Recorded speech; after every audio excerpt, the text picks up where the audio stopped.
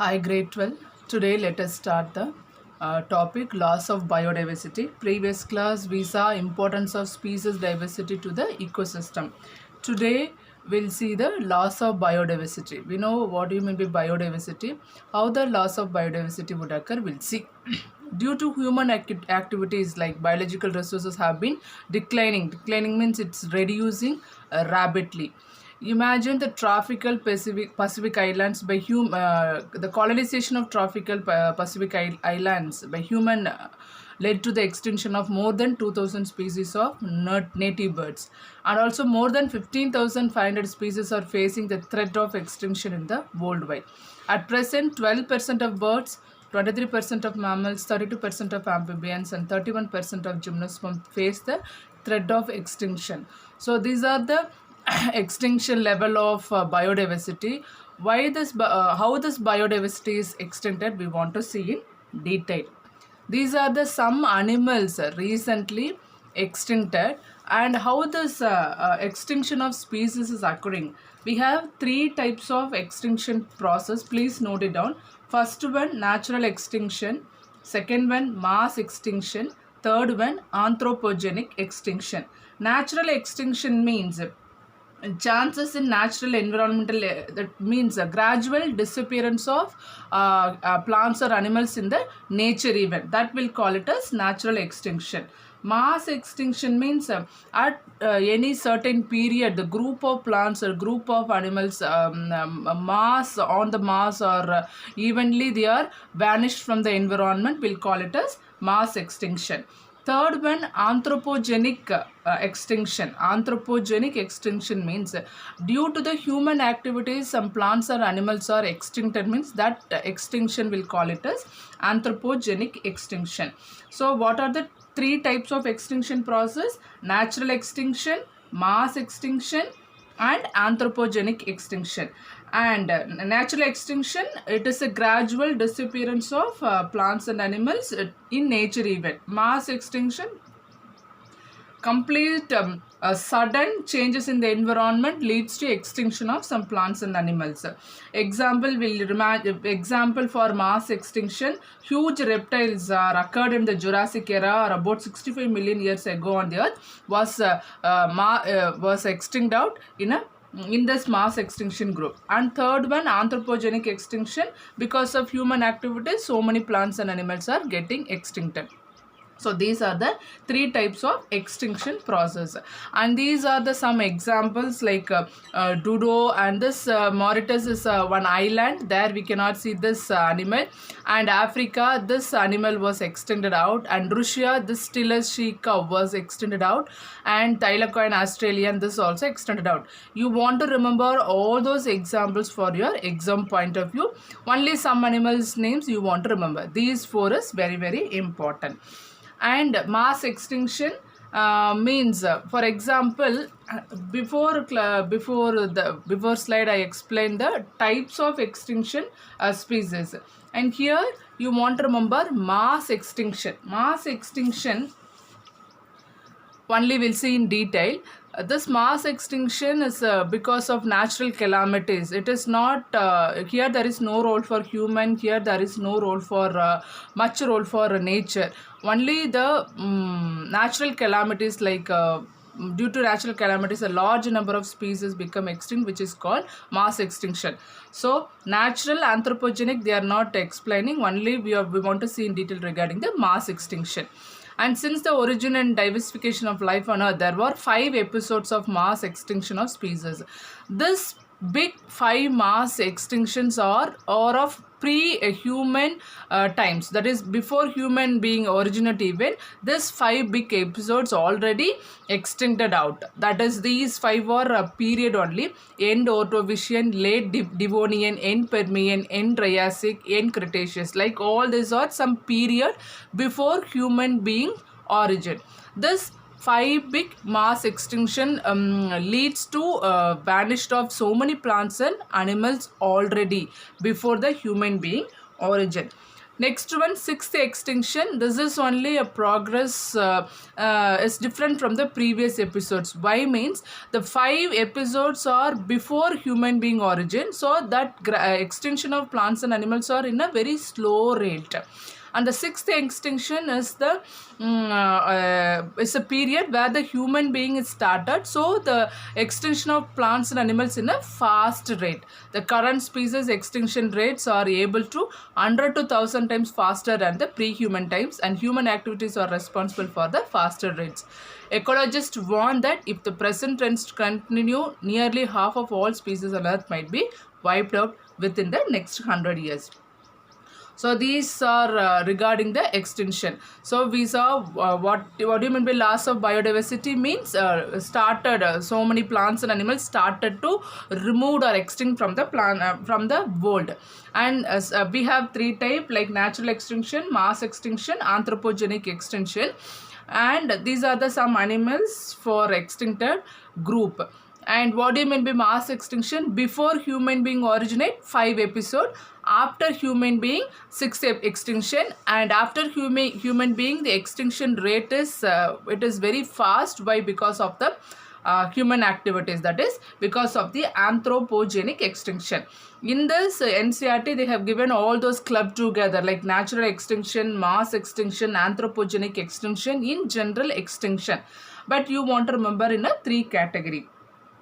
Next, we'll move on to the effect of biodiversity loss. At any one reason, might be natural or mass or anthropogenic extinction, whatever the type, the biodiversity is lost. Because of that, what is the problem for the present generation? That is only we want to see under effect of biodiversity loss. First one, decline in plant production. Normally, we know if some plant groups are vanished, normally the plant production level will be reduced.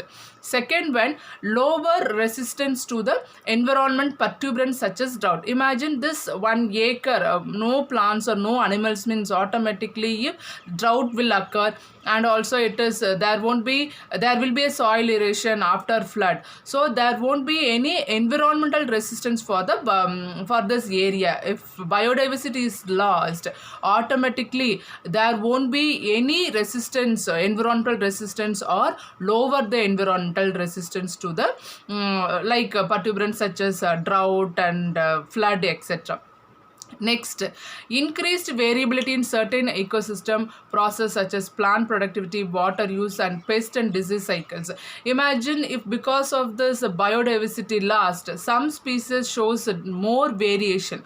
More variation also leads to extinct of plants and animals, and also it will disturb the plant productivity and different plant water use, and also pest will be more or disease will be more, because it is disturbed. The biodiversity loss disturb the food chain and food cycle. Automatically some plants will increase more, some plants will decrease low. Similarly, some animals will increase more, some animals will decrease. So it will disturb the totality of the disease cycle and also totality of the plant productivity. These are the 3 main effects because of the biodiversity loss. Plant will be reduced, and the resistance of environmental will be very low, and variability leads to disturbance in the ecosystem.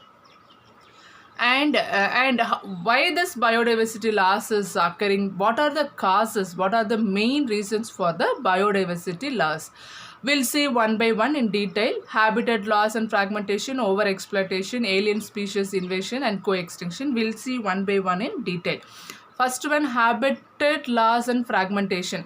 Imagine a one group of in an area some plants and some animals used to live, and suppose because of natural disturbance or because of anthropogenic like human activities or because of mass extinction, the population is disturbed. Okay, the population is disturbed means the habitat of plants and animals will change. If habitat and plants and animals will change, they are going to some other area, means the population fragmentation will occur.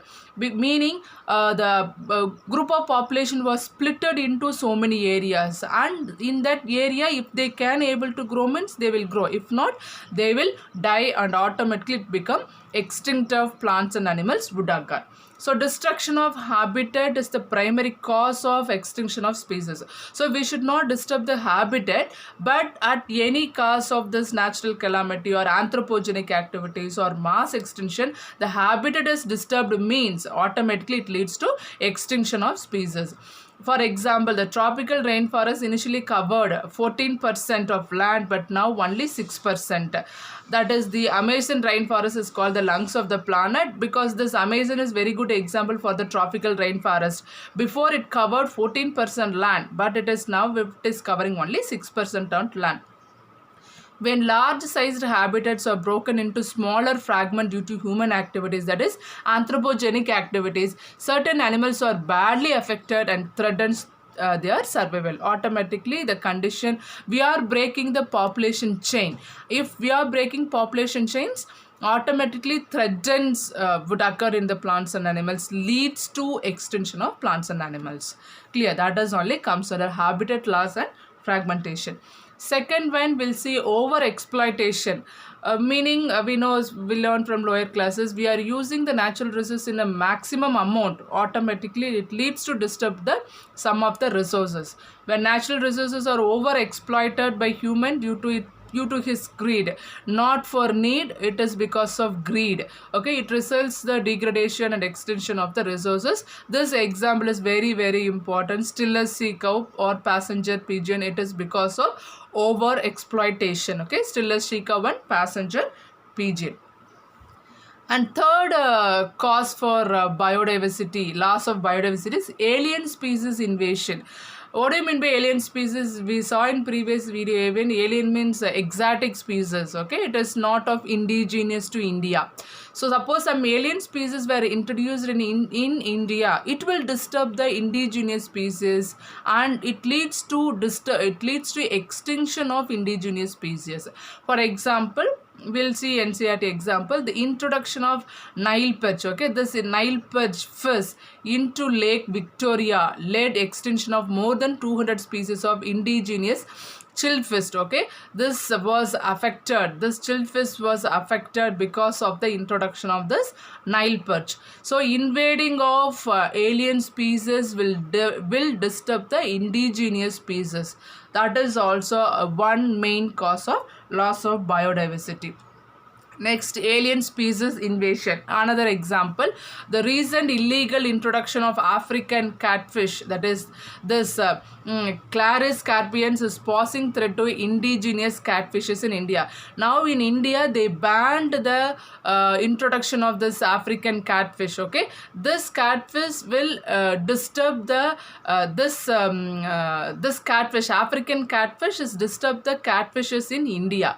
So now the government has banned the introduction of illegal introduction of the African catfish to the Indian marine region. So this is also a very good example of alien species.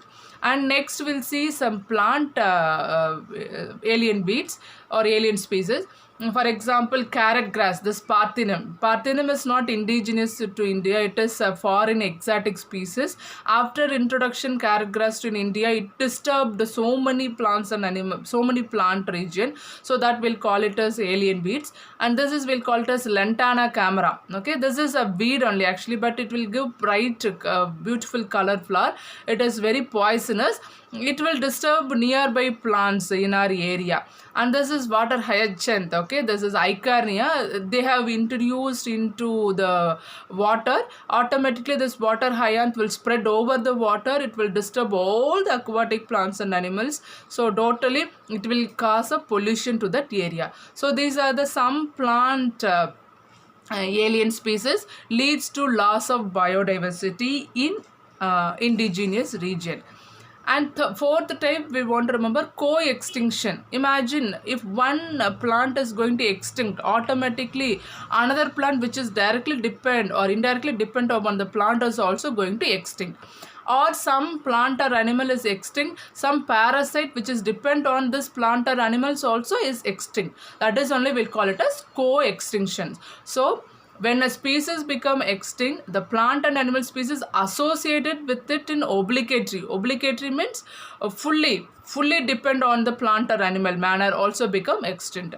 For example, the host fish species becomes extinct. All those parasites exclusively found on will also become extinct. So this one we'll call it as co-extinction. So we'll quickly go through the reasons, causes of biodiversity loss, habitat loss on fragmentation, over-exploitation, alien species invasion and co-extinction. And now we'll move on to the next one. What are the reasons for biodiversity conservation? So now we saw what do you mean by loss of biodiversity, what are the causes for loss of biodiversity, and next we want to see reasons for biodiversity conservation. Why we need to conserve, why we need to safeguard the biodiversity. So we want to know all those strategy why we need to conserve the biodiversity. Why means we are narrowly utilizing the biodiversity. We are directly using the biodiversity. Second, broadly we are getting benefit from the biodiversity, and ethically also we are getting some benefit from the biodiversity. Because of these three reasons, we need to conserve or we need to safeguard the biodiversity. We'll see one by one in detail. Narrowly utilization means we are getting benefits naturally from narrowly from the biodiversity. For example, economic benefits from nature. We are getting from food from biodiversity only. Firewood, fiber, medicines, constructions, industrial. For everything we are directly depend on biodiversity for its uses. Food means you want to write everything. Okay, for example, I have given all those chart, but you want to give in a detailed account also. You want to give in a detailed account of the plants and animals while writing in a exam. And here firewood also, we know. Medicines means we'll write morphine and quinine. Morphine means morphine, quinine, and also Taxol, and everything you can write. For example, morphine means in medicine we'll write morphine means Papaver somniferum. That morphine is used as a painkiller. And quinine means we are getting from cinchona, that is mainly for treatment for malaria. And Taxol means we are getting from Taxus, that will have an anti-cancer drug. So medicine you can write all those things. And food item will write many things. Cereals means we know example for cereals, pulses, and also fruits. Firewood also we can write. Fibers will write, we will write so much of different kinds of fiber plant for the fiber example. And construction material we are getting, and industrial products also we are getting from the biodiversity region alone. So this will be the narrowly utilization of biodiversity. Because of all those important things, we need to conserve the biodiversity. Second one, broadly utilitarian, meaning we are not directly getting benefit from the biodiversity, but this is a broad manner. For example, when we are breathing oxygen, it is because of the Amazon forest. Because of the forest we are getting a good oxygen, and Amazon forest produce 20% of total oxygen in the atmosphere in earth. So this is very, very important. And also pollination of plants through pollinators like bees, birds and bats. This is also very, very important. And also aesthetic pleasures of walking, when we are enjoying near to the biodiversity, near to forest or near to any area, when we are walking, we are enjoying the beauty and we are getting some pleasant feeling in the ecosystem, through ecosystem. So that is very, very important. So narrowly utilization we are getting direct benefit, and broadly utilization we are getting benefit like aesthetic purpose, and also fruits, and we are getting because of the pollination, the fertilization would occur and leads to getting some indirect effect, and also we are getting gases through the forest only. This will call it as broadly utilitarian. And third one will call it as ethical argument. So ethical here, we know we are millions of plants and animals, microbes in the earth with whom we share. Okay, so we should not disturb any one of any one part of the biodiversity. We should not disturb even a microbes or plants, animals, whether we are getting direct benefit from them or not. We should not disturb any one of the food chain or food web. If we are disturbing, that will disturb the whole biodiversity, so leads to extinction of species. So we are getting some benefits, so we should not disturb anything from that. And each species in this earth has some intrinsic value, and we should not disturb them. That is the main thing. It is therefore our moral duty to take care of all the living creatures and pass on our biological legacy in good order to future generations. What we are getting, very simple, sustainable development. What we are enjoying, all those nature, beauty, biodiversity, everything we want to safeguard, and we want to give it to the next generation or future generation for their use. That is only ethical argument. I think now we are clear about the reasons why we need to conserve the biodiversity, because we are getting direct benefit and we are depending the broadly utilization and ethical argument. We should safeguard all those natural food chain and food web, and also we should enjoy the beauty, and that could be the reasons to conserve the biodiversity. Next we'll move on to the, so we are keep on telling we need to conserve natural resources, and how will conserve the natural resources? Broadly we'll classify into two methods: in situ conservation and ex situ conservation. Broadly we'll classify it into in situ conservation and ex situ conservation. In situ means on-site conservation. We are conserving biodiversity in their habitat itself. Clear? What do you mean by in situ conservation? In situ conservation means we are conserving natural resources, might be plant or animal, in their habitat itself. That means that we'll call it as in situ conservation. And in situ conservation, protection of whole ecosystem, protection of biodiversity at all levels. Example: biosphere reserves, national parks, wildlife sanctuaries, and scared groves. And here one more, you want to make it one more classification, right? In situ conservation, make it into 3 columns. First one, biodiversity hotspots. Second one, protected areas. Third one, scared groves. Okay. Biodiversity hotspots means in India maximum we have 15 biodiversity hotspots. What do you mean by biodiversity hotspots? Rich group of plants and animals we can see, means that area will call it as biodiversity hotspots. So in India we have maximum 15 biodiversity hotspots. So we need to safeguard the hotspots as such. Okay, that is first type of in situ conservation. First type is what? Biodiversity hotspot, 15 rich plants and animals we need to conserve as such. Second one is protected areas. Under protected areas only we can see 3 groups: biosphere reserves, national parks, and sanctuaries, wildlife sanctuaries. Okay, wildlife sanctuaries. So first group under in situ conservation is biodiversity hotspot. Clear? Second group, protected areas. In that we can see biosphere reserves, national parks, wildlife sanctuary. This is second group. Third group is your scared groves. Third group is your scared groves. I'll give explanation one by one. Now we are thorough with biodiversity hotspot. Second one is protected areas. Under that we have biosphere reserves, national parks, wildlife sanctuaries. What is biosphere reserves? Biosphere reserves are very large area, okay, and this large area government is banned to entry of other people, common people, inside the biosphere reserves. Thereby we are conserving the flora and fauna. We are conserving the flora and fauna.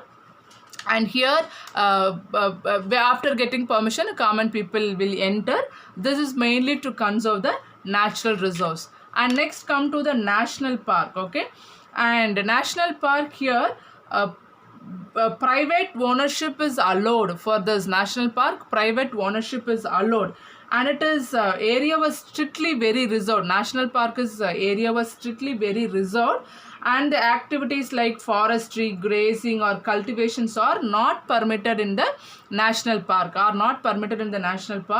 And no private ownership right is allowed. And it will cover, this national park, it's cover nearly 1% of India's geographical regions. So here you want to remember, biosphere reserve is a large area conserving both flora and fauna, and here also grazing, cultivation, here we can see some amount of cultivation will be, permission will be there. And come to national park, cultivation, grazing was prohibited, private ownership was prohibited, and national park both conservation of flora and fauna will be there. And come to third category, wildlife sanctuaries. Here conservation of only fauna, not flora. Here taking or cutting of plants and timbers will be, they'll give permission to take all those timbers, etc. That is only your wildlife sanctuaries. So here you want to remember three category, okay? Biosphere reserves, national parks, wildlife sanctuaries. These three categories are coming under which group? They are comes under protected areas, okay? And first one, biosphere biodiversity hotspot, 15 biodiversity hotspot, that is different. And protected areas, biosphere reserve, national park, wildlife sanctuary. Biosphere reserves, large area. National park, in even national parks we can see inside the biosphere reserves. Wildlife sanctuaries are very smaller compared to the national parks. Okay? So first one, biosphere reserve is very large area. Second large area is wildlife sanctuary. Third area only national park. Biosphere reserve both for flora and fauna. National park also both for flora and fauna. Wildlife sanctuary is only for fauna, not for flora. Meaning these three areas are protected area, and we are protecting plants and animals from the external agency, and also grazing and cultivation is banned here. And third group come to scared groves, okay? Scared groves are nothing but some areas, okay? Some areas they are related with our religion, okay? Some areas we should protect. That area is related with religion area. For example, some mountains, okay? Some mountains, some rivers, some forest area will call, they are closely related with religion purpose. So that kind of areas will call it as scared groves, meaning area we are conserving some plants and animals which are very particularly related with our religion area. That is only we'll call it as scared groves. So what do you mean by in situ conservation? In situ conservation means on site. We are conserving plants and animals in their original habitat. Okay. Next we'll move on to ex situ conservation. Ex situ conservation means some, for example, protection of animals or plants when they are in endanger or threatened and needs urgent measures to save from extinctions. So ex situ conservation will defined as off-site. Okay, we are conserving plants and animals not in their habitat, but we are taking from the area, we are taking from their habitat, and when we are conserving in some other area, that is only we'll call it as ex situ conservation. That is only we'll call it as ex situ conservation. In that ex situ conservation we have so many methods. First one, zoological parks. Okay, it is different from national park. National park in their own area we are conserving, and zoological park, botanical garden and wildlife safari, this and all we are taking plants and animals, and we are keeping some other area, we are trying to give a natural environment to safeguard this one. That will call it as ex situ conservation. And zoological park is given, botanical garden, wildlife safari, and one more is there, that will call it as gene bank. Okay, write it, gene bank or germplasm bank. There we are storing seeds, or we are storing pollens, or we are storing germ cells in a minus 10 degrees Celsius to 20 degrees Celsius, and we want to minimize the temperature up to 5%, and this condition will help to keep it for so many years of the same seed, same pollen for future use. Okay, that is also one kind of ex situ conservation. And one more we can see, cryopreservation. We are storing some plant pot or animal pot in minus 196 degrees Celsius in liquid nitrogen. This is cryopreservation also comes under ex situ conservation. So what do you mean by ex situ conservation? We are conserving plants and animals or any part of the cells not in on-site but in off-site. We are taking off, we are keeping in some other place by providing natural environment. Example, zoological parks, botanical garden, wildlife safari, gene banks, cryopreservation, etc. Now I think you are thorough with in situ versus ex situ conservation. Next we'll move on to the convention on biodiversity. Now we know what are the losses of biodiversity, causes of biodiversity, and how to conserve the biodiversity. Beyond that, we should form some rules and regulation. We should frame some laws to protect the biodiversity. Okay, and here are the some convention on biodiversity. The Earth Summit, okay, held in Rio de Janeiro in 1992, and they have framed so many rules and regulation for the sustainable development for to conserve the biodiversity. Second one, the World Summit on Sustainable Development in Johannesburg, South Africa, 2002. In the summit, 190 countries pledged their commitment to reduce the current rate of biodiversity loss at global, regional and local levels by 2010. These are the summit was held throughout the world to conserve the biodiversity. And before moving to that, and these are the world conservation, and also we have so many other legislation in India also, that also you want to make a write it, environmental ethics and legislation in India. There are so many acts to prevent the biodiversity loss. First one, Prevention of Cruelty to Animals Act 1960. Second one, Wildlife Act 1972 and amended in 1991. Third, the Forest Conservation Act 1980. Fourth, Man and Biosphere, MAB. Inside bracket you write MAB. Man and Biosphere, UNESCO Program 1986. The Environment Protection Act 1986. So there are 5 legislation which was given by Indian government to protect biodiversity. I will repeat once again.